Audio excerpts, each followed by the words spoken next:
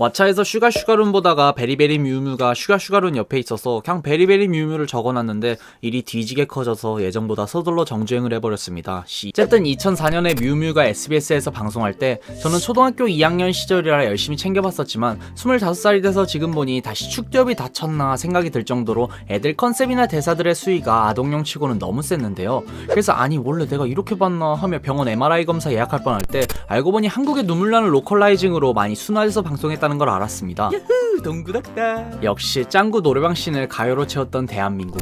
어쨌든 그래서 오늘은 이제 20년이 다 돼가는 애니메이션 베리베리 뮤뮤의 여러가지 요소들을 씹으려보겠습니다.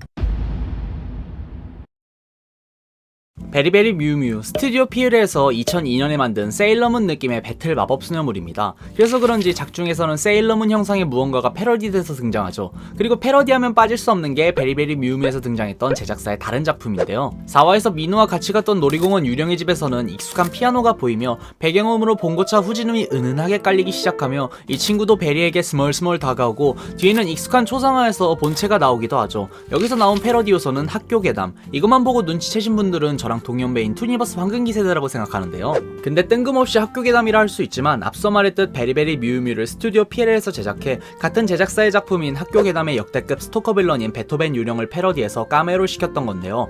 허나 학교 괴담의 까메오는 또 있습니다. 그건 베린 학교 선생님. 선생님의 모습은 학교 괴담의 소리 귀신 에피소드에 나왔던 방송반 선생님의 모습과 똑같이 생겼습니다. 이런 식으로 자사의 작품을 패러디에 넣어서 다른 작품을 아시고 보시면 더 재밌게 볼 수 있다고 생각하는데요.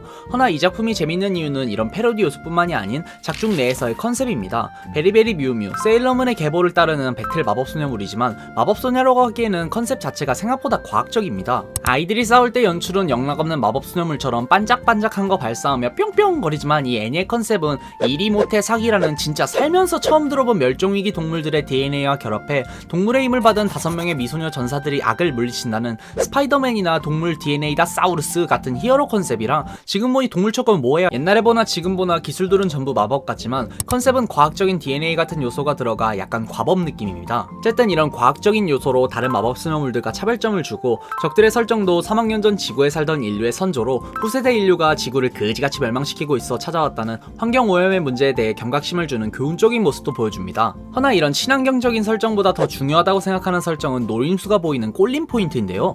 네? 아니 진짜 저도 왓챠에서 정주행하면서 볼 때 이게 내가 옛날에 SBS에서 봤던 아동용 애니라고? 외칠 정도로 컨셉이 어마무시한데요. 일단 마법소녀 하면 빠질 수 없는 변신 장면과 그 의상이 귀염뽀짝한 캐릭터성과 작화하는 상반되게 노출도가 좀 있는 편입니다.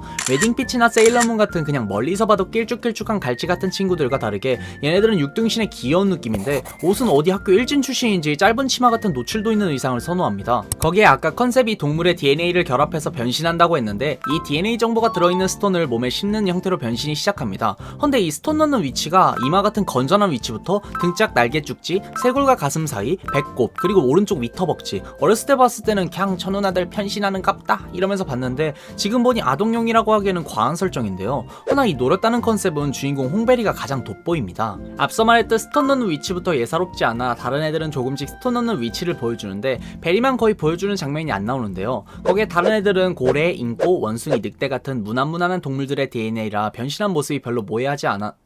이것도 잘 모르겠는데 일단 주인공 베리는 검은 고양이 기와꼬리라는 진짜 이건 노렸다밖에 생각이 안 드는 모습입니다. 그리고 한국에서는 로컬라이징 되었지만 얘들도 세일러문처럼 자왕의 이름으로 너를 용서하지 않겠다 느낌의 시그니처 대사가 있는데 그 대사가 지구의 미래를 위해 봉사해주겠다냥 이지랄 이런 대사인데요. 마법소녀와 어울리지 않는 봉사라는 대사 진짜 아무리 짱구를 굴려봐도 적 앞에서 눈을 찔러버리겠당 손가락을 부셔버리겠당 같은 대사가 떠오르는데 봉사? 이런 봉사라는 단어가 나오는 이유는 이 아이들의 평상시 모습이 메이드 카페라서입니다. 레미의 마법당처럼 얘네들도 카페 뮤뮤라는 아지트에서 웨이트리스트로 일하다가 적들이 나타나면 변신해서 싸우는 느낌으로 사건을 해결하는데 카페의 지정 복장이 메이드복입니다. 이런 좀 빡센 컨셉이라 제작진들도 좀 그랬나 싶었는지 손님은 대부분이 여자 손님밖에 안 옵니다. 그래서 그런지 제 친구가 풀어준 일본 여행에서 가봤던 메이드 카페 썰이랑 좀 달랐습니다. 거기에 베리는 중간중간 두근두근거리면 고양이로 변하는데 그때마다 변신을 풀려면 입맞춤을 해야 합니다. 이런 식으로 지금 보니 아동용이라고 하기에는 조금 조금은 빡셌던 마법 수녀물 베리베리 뮤뮤.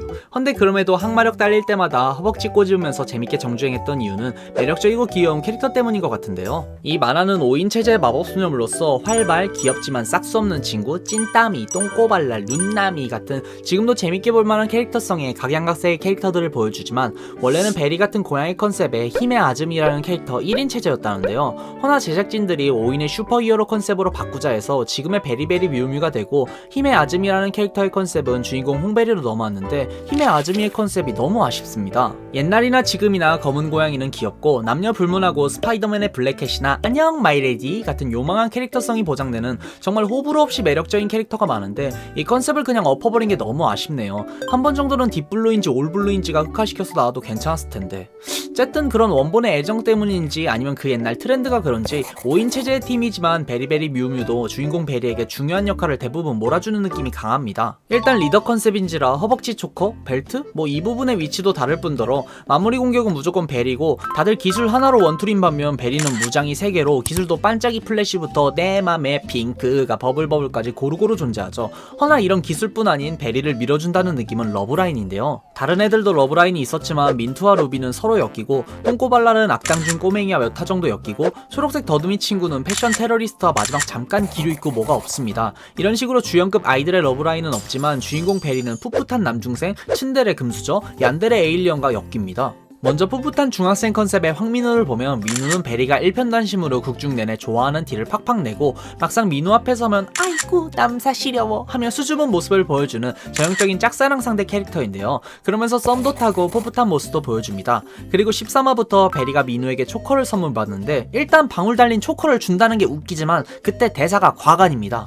うちは僕の猫なんだから Oh my god, cat daddy! 이런 동물을 아끼는 cat daddy의 모습. 허나 cat daddy는 푸른 기사, 더 나아가 딥블루라는 흑막이었죠. 17화에 처음 등장해서 베리가 위험해지면 등장해 간지나게 싸웠던 반바지 아니야 푸른 기사. 허나 이 정체는 cat daddy가 변신한 거였고 알고 보니 딥블루라는 흑막의 분신 느낌이었습니다. 그리고 그 푸른 기사 때문에 생긴 오해가 카페 뮤뮤의 오너이자 아이들을 마법소녀로 만든 제이가 푸른 기사라는 의심이었는데요. 결국에는 후반에 캣데디가 가면을 벗고 정체를 까버려서 오해가 풀리고 제이가 뮤뮤 프로젝트 프로토타입 약을 자기한테 실험해서 고양이로 변신할 수 있다는 비밀과 중간중간 고양이로 변신한 베리를 고양이 상태로 도와줬던 모습이 들켜서 아무 말도 안 하며 뒤에서 도와주는 거즘 하동균 그녀를 사랑해줘요를 찍고 있었다는 모습을 보여줘 푸른 기사의 오해도 풀렸죠. 개인적으로 제이 같은 층층거리는 이런 캐릭터가 정말 감초 같아서 마음에 드는데 패션이 체육생 카라의 팔뚝에는 거적대기를 걸치고 있어 머리가 아프니 찐 주인공 키슈로 갑시다 빨리. 키슈는 3화 막바지에 처음 등장한 악당인데요. 앞서 말했듯 우주인 설정입니다.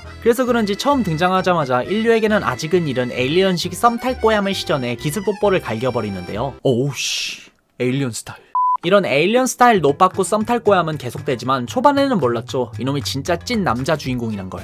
다른 아이들이 뭔가 특색 없는 느낌으로 상대적으로 부각되는 것도 있지만 키슈는 초반부터 큰 임팩트를 주면서 등장하고 자기의 사명을 지키면서도 베리에게 집착을 오지게 하는 모습을 보여줍니다. 그게 과한 느낌이 들어서 얀데레적인 성향을 보여주는데요. 그 시절 끼케바야 이누야샤의 나락구 네도꼼씨가 금강을 집착하던 모습이 다던 시절 여주인공을 집착하는 모습은 지금 봐도 인상 깊고 본질적으로 한 여자만 보는 노빠꾸 불도저입니다. 그리고 멘트는 더 가지가지 하는데요. 내 것이 되어라, 넌 내 장난감이야, 베리는 내 거야 같은 손발 오그라드는 달달구리한 멘트도 날려줍니다. 이걸 오히려 좋아 하는 사람들이 은근 많은 것 같더라고요. 그래서 그런지 몇 년 전에 팝업 스토어가 열릴 때 굿즈 목록을 보면 베리와 아이들 옆에 키슈가 껴있습니다. 이것만 봐도 찐 주인공의 입지에 개인적이지만 옷이 그나마 인물들 중에 가장 잘 어울려서 저도 정주행하면서 얘를 응원하게 되더라고요. 그래서 그런지 마지막에는 끝판왕이자 자신의 상관인 딥블루를 배신하면서 베리를 지키고 결국에는 베리에게 키스는 개뿔, 결국에는 디스숲하고 자기 발로 돌아가고 베리의 사랑은 언제나 캣데디였습니다.